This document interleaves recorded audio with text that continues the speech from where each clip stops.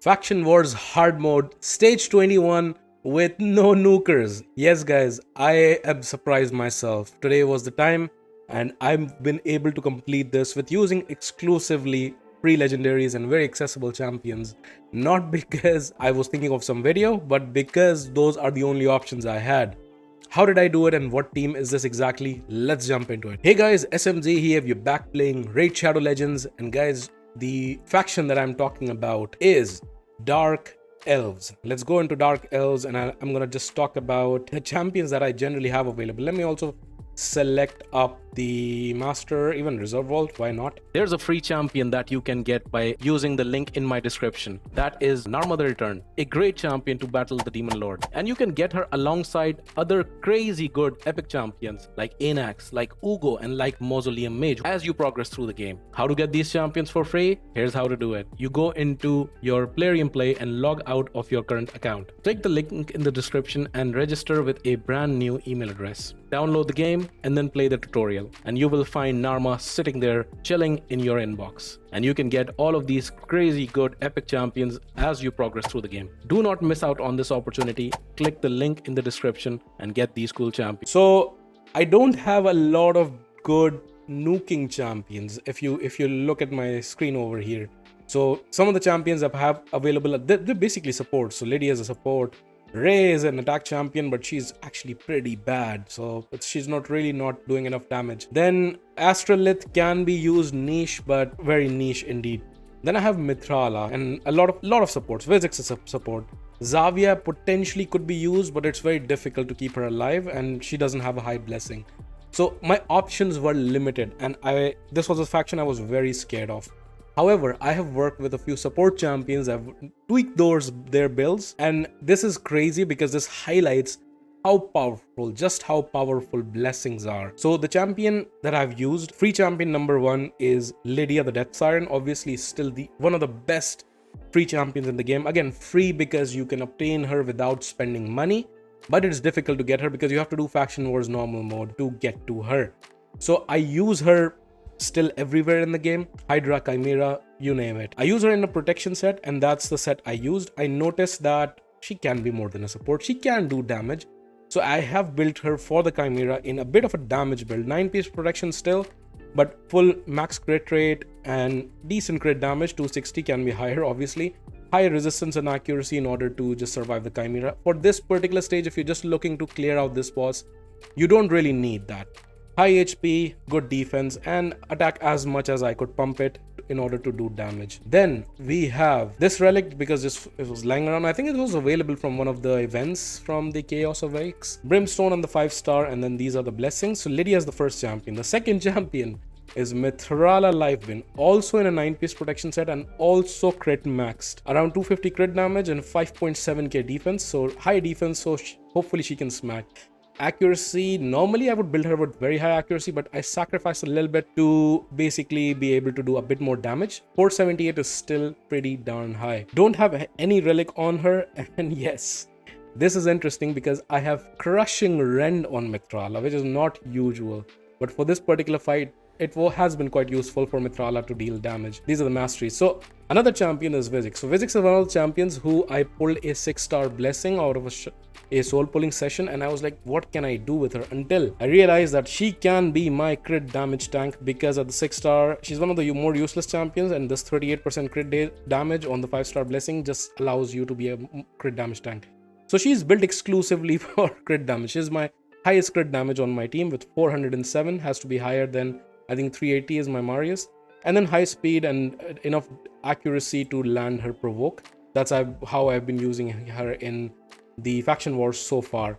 So those are the 3 very few free to obtain champions. What are the other 2 champions? Also very easy to build. Not free, but a rare champion, Painkeeper. Oh, I've been missing this. I did this fight with missing these 2 things. Okay, I mean, I can put these on. Why not? But it's interesting that the fight still worked. Obviously, the thing you're looking for here is very high HP, because what HP does is it allows her to heal better. I wish now I would have run this without the ring and the banner. But her A2, which heals based on this champion's max HP, so healing would have been better if I had her geared. So this is actually quite funny. Miracle heal, you don't really need it. You could actually even go cruelty, for example.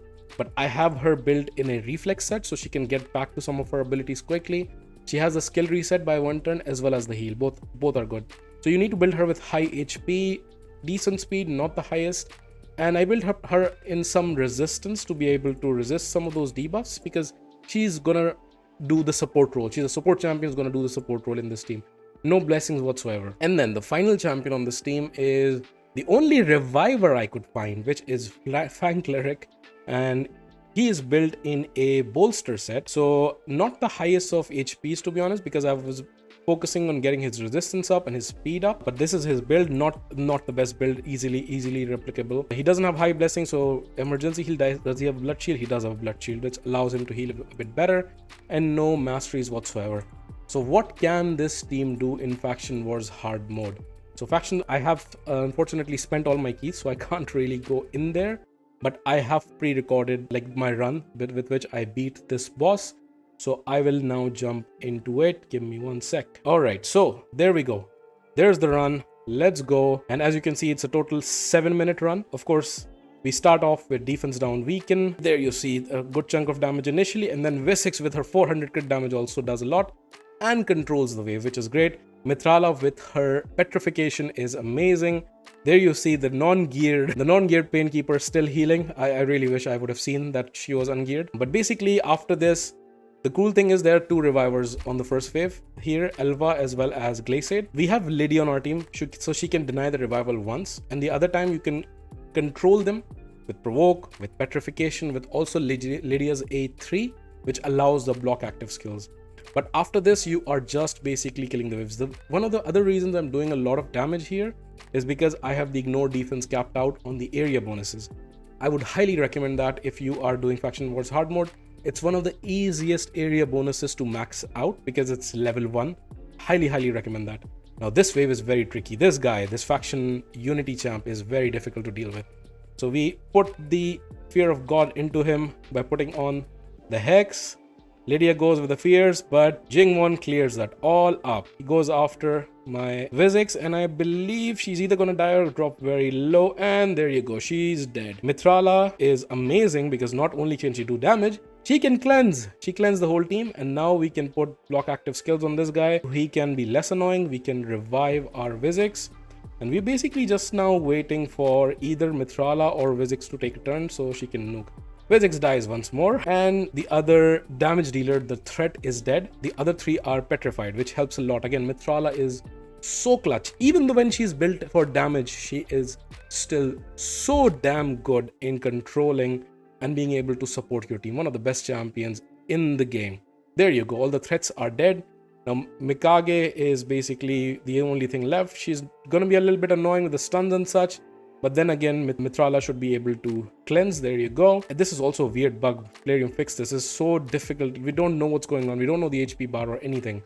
It's a weird bug with mythical champions when they transform currently in the game. I was looking to revive Vizix already, but the cooldown is not packed because Vizix died once more. On to the boss now. One thing is very important to realize here is the minions, they put block damage and block debuffs on the boss. So it's better to first deal with the minions. So initially, I'm not even gonna bother with the boss. I'm trying to just kill basically the minions. And that's what I am gonna target. And yeah, you can notice my Thrala is basically gonna be putting poisons, hitting the minions. To be honest, here I should have just went for the A1 because that gives fear, which gives 50%, or rather 25% is it? Chance to basically for them to miss the turn, so not put these buffs on the boss. And now Mithrala, you will notice that I will basically never use my A2 with Mithrala at this point. It's just going to be poisons or cleanse when needed. Lydia is going to attack, not Lydia, Vizix is going to attack. And with Vizix, one other thing is you can use her A2, which puts on decreased speed. But you have to be careful because that puts ally protect on her and then she has a tendency of dying. So do that when you know that you can revive her quickly, but really avoid it towards the end of the fight. There's the cleanse. You have to always wait when he puts the poisons on you. You have to target that Mithrala has her cleanse available at this point. So what I was saying is with Vizix, you have to be careful when the boss's health is a bit low. At that point, don't try to use Vizix's A2 because in case she dies, there's a chance the boss dies before you can res. So that's going to be an issue. So one of the rare moments where I use my A2 to basically kill off the first ad, and I'm just going to fast forward a little bit until the next ad is dead. It's just the same. I'm focusing on the ads. Both the ads at this point, they are gone. 112 turns in the fight. Now, the very cool thing is, between Lydia and Mithrala, we have enough poisons to kill the boss. With Mithrala, again, I'm just going to be using my cleanse and my A1. That's pretty much it. Defense down and weaken is also not necessary, but it gives us increased speed and strengthen, which is quite good. There's Painkeeper's additional utility, where she can reset cooldowns. You saw with Mithrala, I'm just landing poisons, and the synergy between Mithrala and Lydia with the poison and poison sensitivity, it also allows you to deal a lot of damage. And then this cycle is just going to continue. I'm just going to fast forward 141 turns. Again, towards the end, I am cautious on not using basically Vizix's A2 again, so that she doesn't get ally protection. At this point, I'm healing again. I really wish I knew that Painkeeper was missing gear, because the heal would have been much more effective there, but it still worked out. Mithrala cleansed right there, and now see, I actively checked for A2, but I didn't do the A2 because here dying would have been problematic. Brimstone helps and it finishes off the boss. This, I'm still really surprised. This is all free Legos or accessible champions. The most difficult champion to get here is Fang Cleric, and she's an epic, or he's an epic. And Painkeeper is one of the best rares, I would say, and rares are generally rather easy to find, even though she's a void rare. So yeah, guys, that's the team, and it works really well. 3-star, stage 21, hard mode. I'm gonna quickly showcase my area bonuses to you as well. I have a lot of it maxed out already. So with area bonuses, again, as you can see, this, because this is grade 1, it's rather easy. So even here I am on 9, even going from 9 to 10 is just 500. If I look at something like a Hydra, for example, going to 9 to 10 is 2000, like 4 times more expensive. So it's rather easy to max out faction wars. So I've maxed out speed, ignore defense, crit damage, resistance, accuracy I'm working on. I've done attack as well, because some of the other factions I need that attack. Defense would and HP would be next for me. Defense, if it was higher, Lydia would hit harder.